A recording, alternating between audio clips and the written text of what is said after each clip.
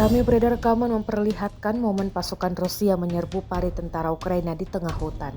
Selain menyerbu, tentara Ukraina mendekati parit lalu menembaki tentara Ukraina di dalamnya. Rekamannya beredar di Telegram pada Rabu 11 September 2024. Dalam keterangan unggahan disebutkan inilah momen penyergapan ruang istirahat tentara Ukraina oleh pasukan serang Rusia di dekat desa Sinkovka, arah Kupiansk. Setelah menyerang, pasukan Rusia memamerkan rekaman tentara Ukraina yang tewas diserang. Rekamannya pun telah menuai berbagai komentar dari warganet. Dan diketahui, perang antara kedua negara bertetangga ini belum juga menunjukkan tanda-tanda akan mereda.